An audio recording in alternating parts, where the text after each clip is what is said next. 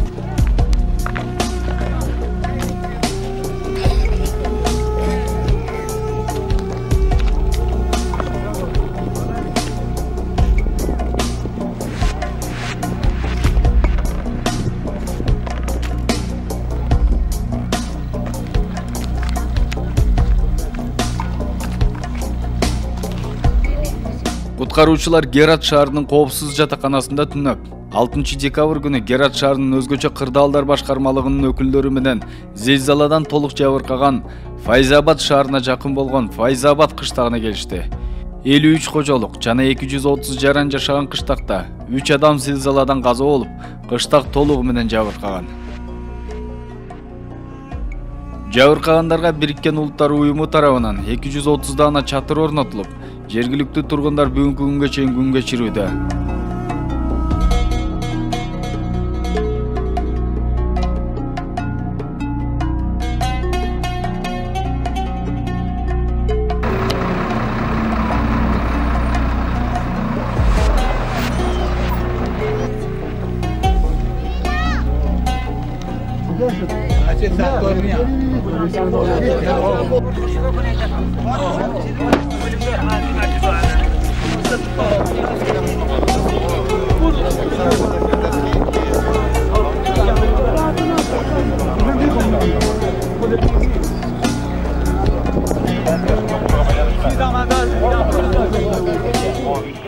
Assalamu alaikum.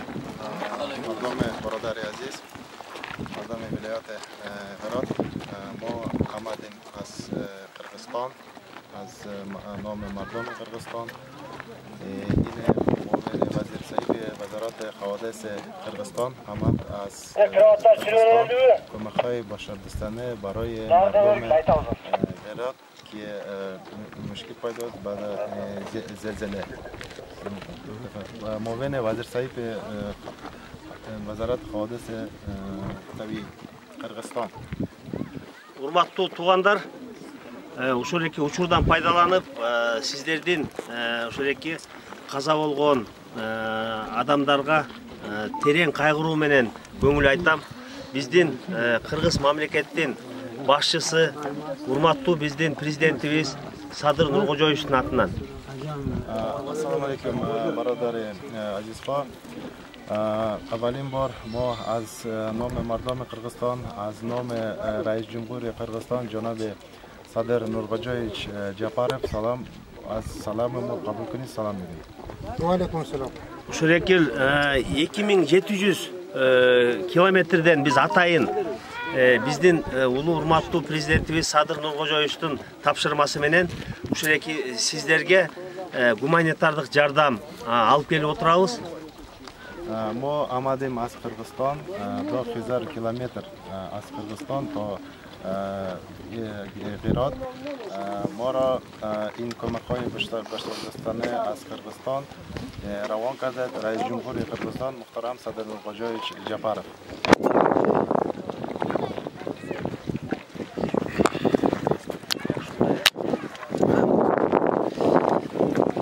Şurada kança yemek yaşatçılar? برای خونه چند فامیلی زدید؟ بدی خونه 14-15 فامیل. 14-15 kişi bu şu dilde. Yaşamadı.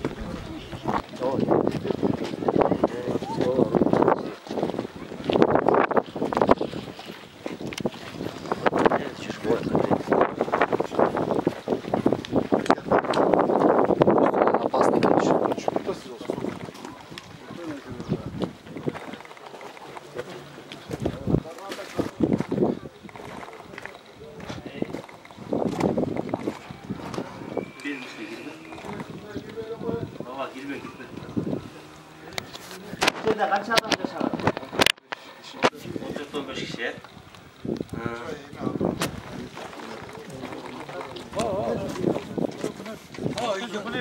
نه کار نه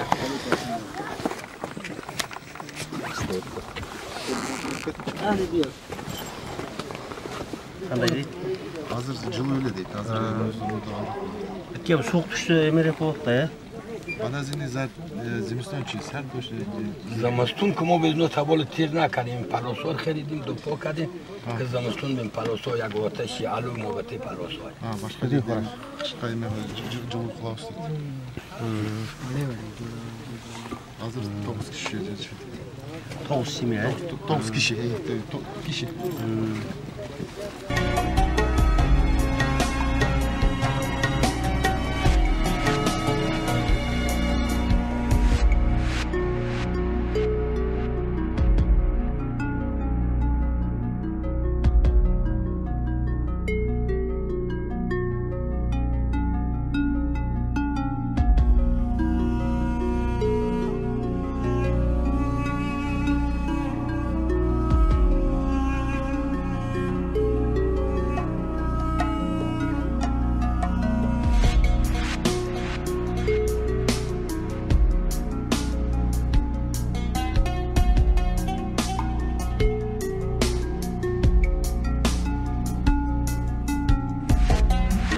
Bundan başka daha hazır konfet, tatlı, baldarga oyuncuklar var. Un, may, janareki koljugan samın, sumundar, ana morenkin tapiçke, kızlarlarga, uldarlarga özüңөргө мондай tapiçkeler.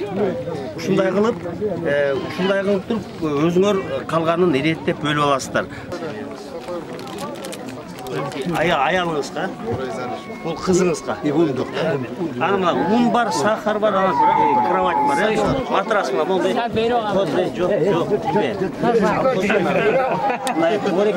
Oreki adiyam, matras.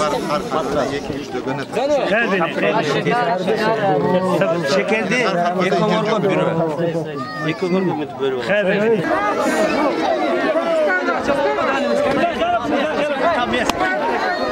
Başa.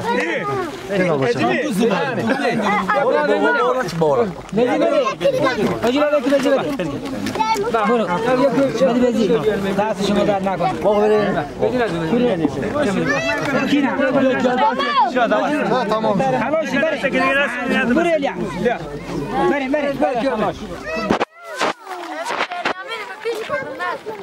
Kana ne oyun çaldın? Kaç saat? Basta kartofunu ver dedik. Ay motor baba. Mama nerede? Baba tufak nerede? Basta. Mama beni. Bu bahçeme İran baba bugün tufak nerede bezi? Gidemine. Canna. Ben başka mama derim anne. Başka derim. Başka ne?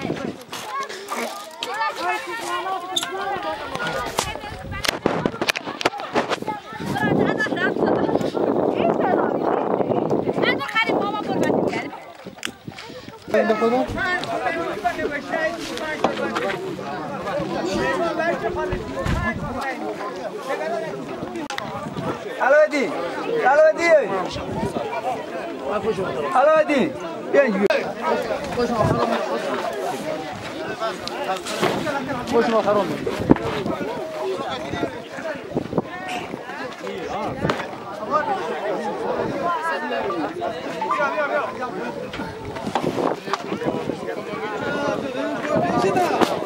Hey, video ما ورت. Hey, sizi video ما بقوا. يا غلطة والراس وين. شو ده دواء ما هو يسوي ده دولة أبي. نا ده فيديو كي ده ما بيه. فهم ما تقول الورس ده غير كده مخدرات ورتو. هندو هيك كم بلك. رومان. أبي رومان ورده.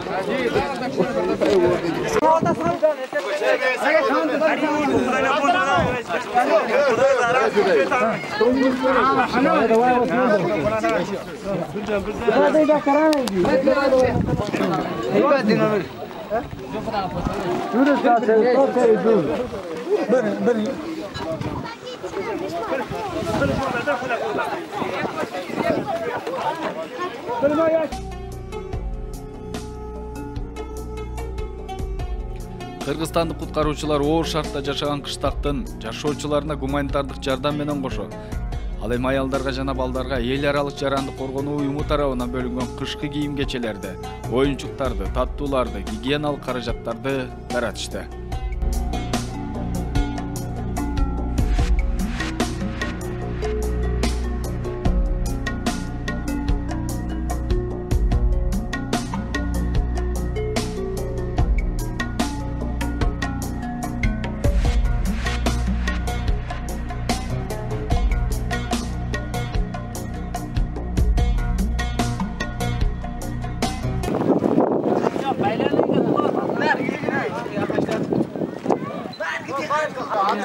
Hey. Come da? Diga bache.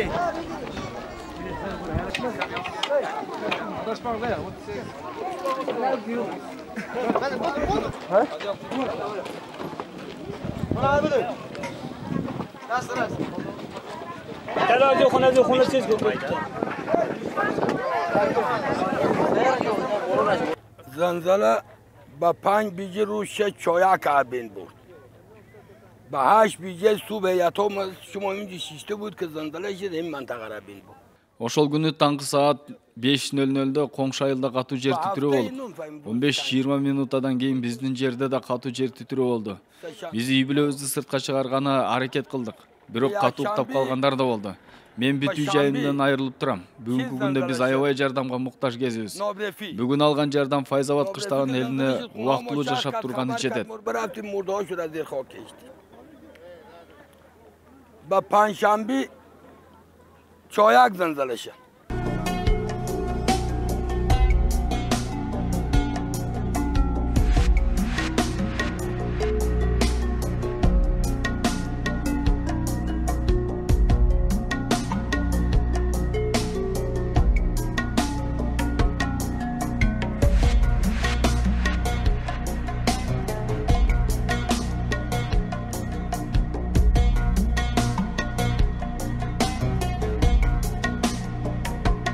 Медициналык жана психологиялык жардам көрсөтүштү. Зилзаладан жабыркаган тургундарды медициналык жардамга муктаж, көбү травматологиялык жаракаттарды алышып, арасында операциядан кийинки кароого да муктаждыгы бар адамдар көп.